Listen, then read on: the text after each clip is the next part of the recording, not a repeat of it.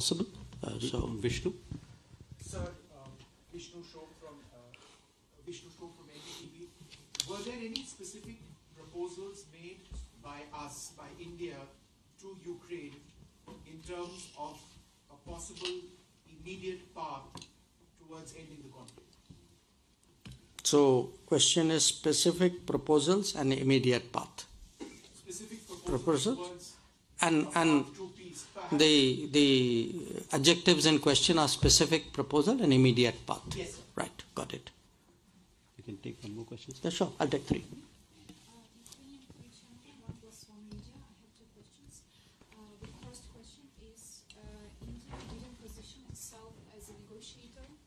As a negotiator between Ukraine and Russia. However, Bloomberg reports that your side is willing to deliver some message from Russian side to Ukrainian. Was there any specific message today from Putin to Volodymyr Zelensky?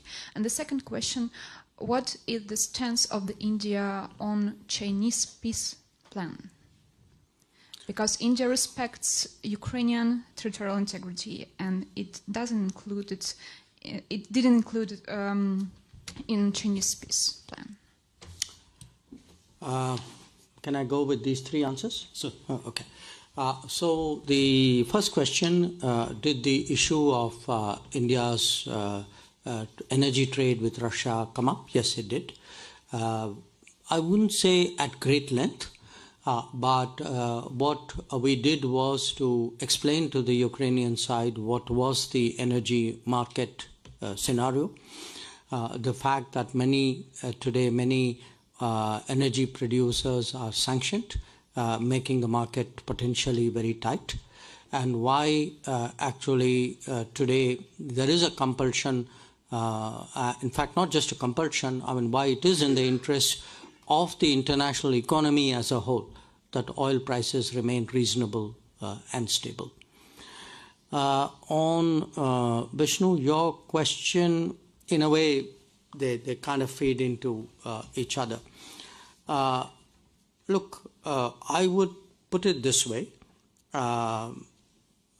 Clearly, we've been having our own thinking and discussions with many other countries.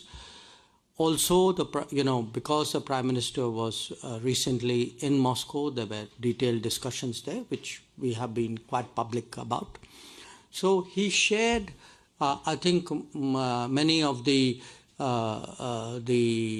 thoughts and the substance of these discussions. I wouldn't necessarily characterize it in the way in which you said Bloomberg had described it. But in turn, I think we heard from President Zelensky at some length what his own views were, about these issues, but what his own views were about the subject as a whole. I mean, not necessarily to anything which we may have told him, we may have heard in Moscow. So it was a very back and forth discussion. To my mind, there was certainly I'm sure that there was information which we obtained here, and I'm sure we also perhaps may have brought up points or flagged issues which may or may not have been people would have been cognizant of here. The way we ended was that at the end of the discussion, I think there was a sense that this is a very complex issue. I mean, yes, certainly we have this one particular format, the peace in Ukraine format. But as I said, it is the view not just of India, but certainly of India as well, that there are, there could be multiple ways of approaching this issue. Now, you asked me for one of those examples, and I mean, I'm not comparing here. I'm just responding to your particular question.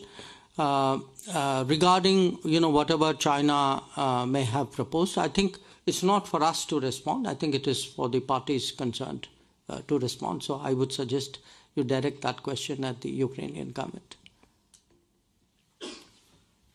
Can we have a question here? Rishabh, please. Minister, good afternoon. Rishabh from Times Now. Sir, you spoke about Ukrainians asking us to be part of the Ukraine Peace Summit that last happened in Switzerland.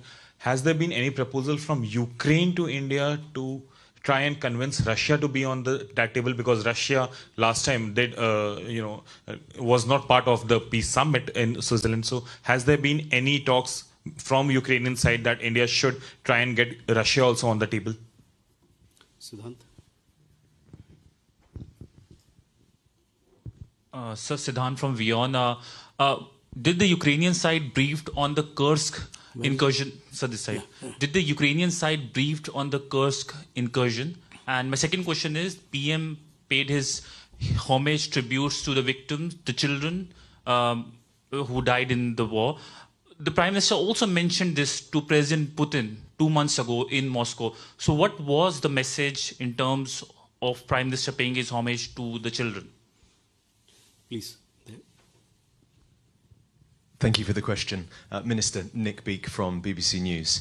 You talked about Prime Minister Modi's visit to Moscow last month, and a lot of people here were very upset to see that embrace between the two leaders. Also, they were quite upset to see India overtake China in terms of the biggest importer of Russian crude oil.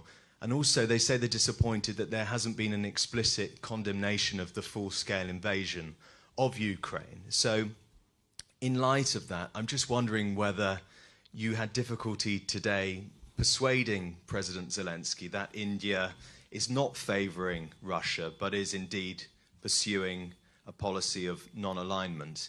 And secondly, because of that meeting in Russia last month, I think Prime Minister Modi is probably the most significant, influential world leader to have spoken to both sides recently. What personal role could he play in some sort of pursuit of peace? Thank you.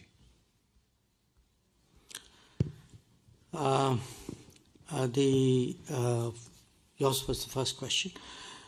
In terms of the Peace in Ukraine Summit,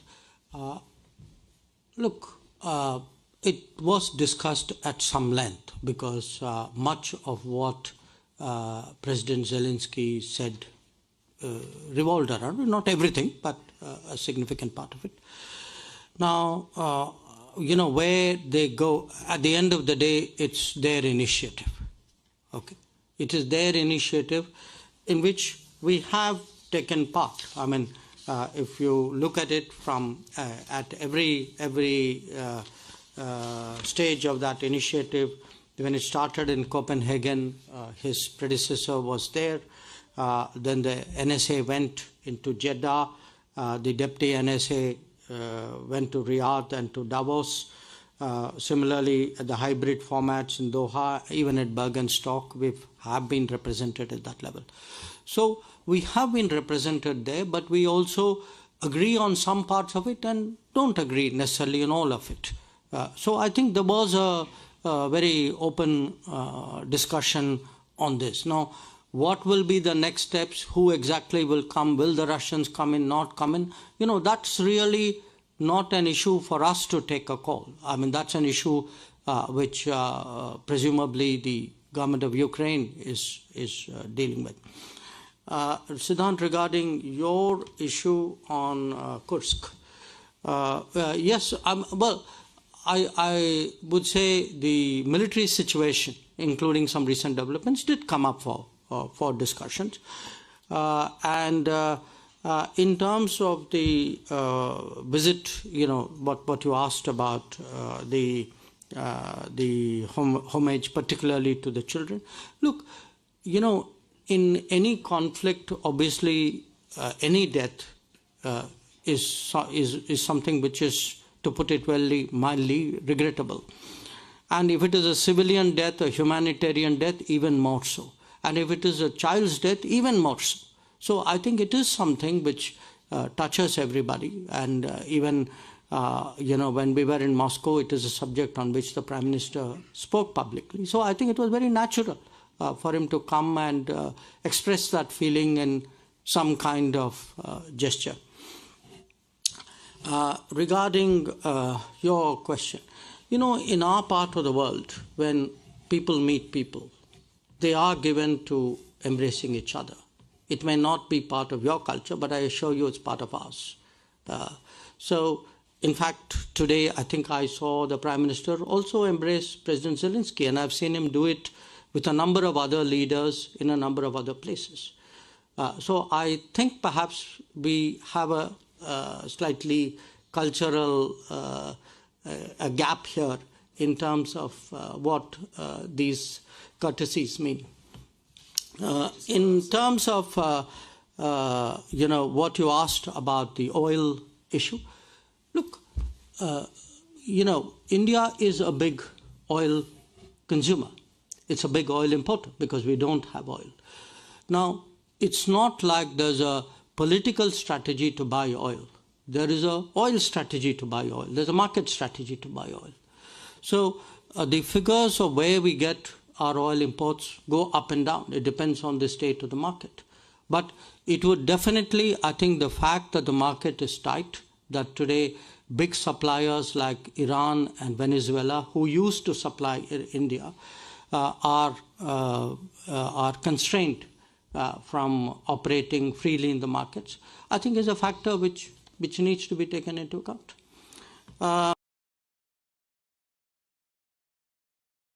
Which he heard with a great deal of attention.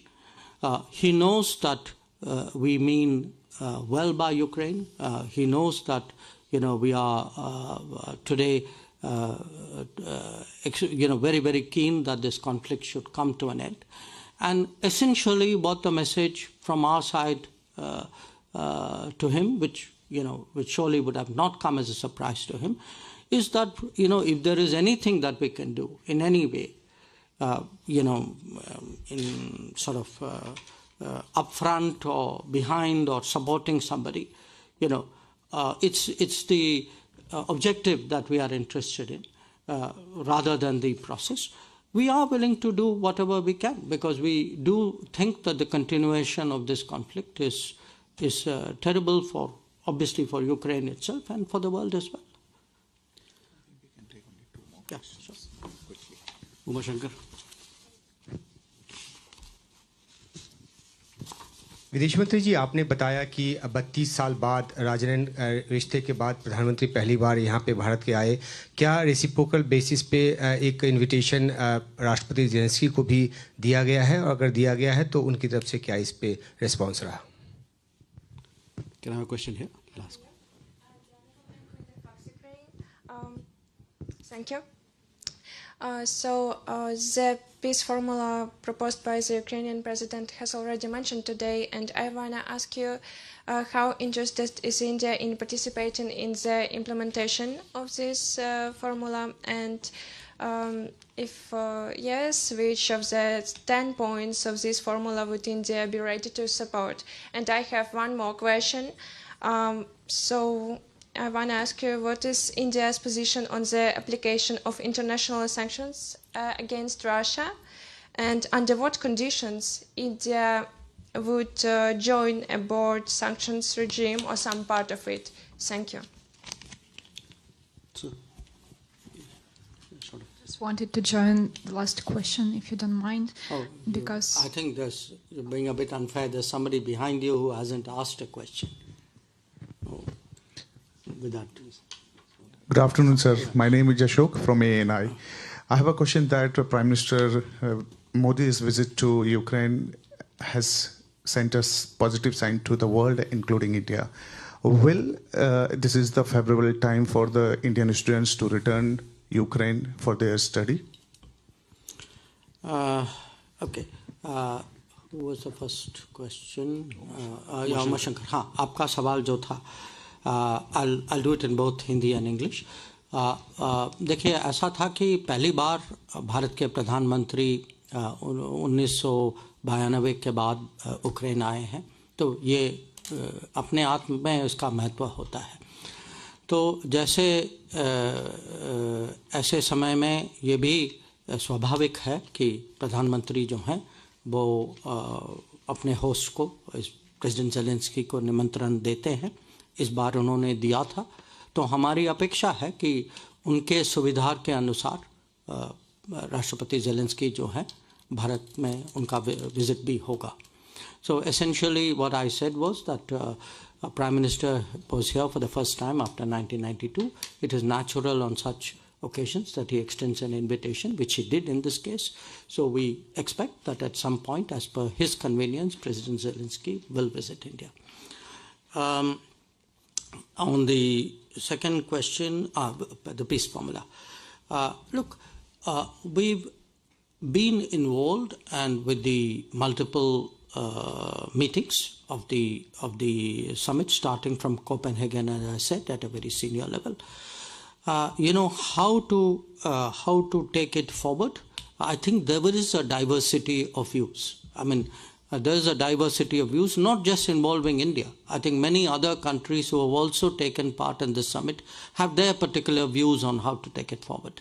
Now, what we heard from the Ukrainian side today was their view and, their expectation on how to go forward, which, is understandable. But I think in terms of our view is that any exercise, if it has to be productive, will naturally have to involve the other party concerned. I mean, it cannot be obviously, a completely one-sided or a one effort which would fructify. Regarding sanctions issue, I would say, look, generally, in India, we do not impose sanctions on any country. It's not part of our political, diplomatic history. If at all there are sanctions, I mean, we generally look at UN sanctions. Those are the sanctions that we respect. In terms of the last question, students, look, at the peak, there were more than 20,000 students here. Obviously, 2022, many of them went back. Some have come back. They come back because, there are various academic compulsions on them. My understanding is that there are roughly somewhere between 2,000 to 2,500 students, am I correct? Currently. I mean, at this time, if you're asking us what advisory would we give them, we would still urge caution because, you can see there is a conflict on. I mean, it depends again on the place, on the city. But our hope again is that, this conflict will come to an end, life will return to normal, and that we will see the full return of Indian students in due course. With that, ladies and gentlemen, we come to the close of this session. Thank you very much for your presence. Sir.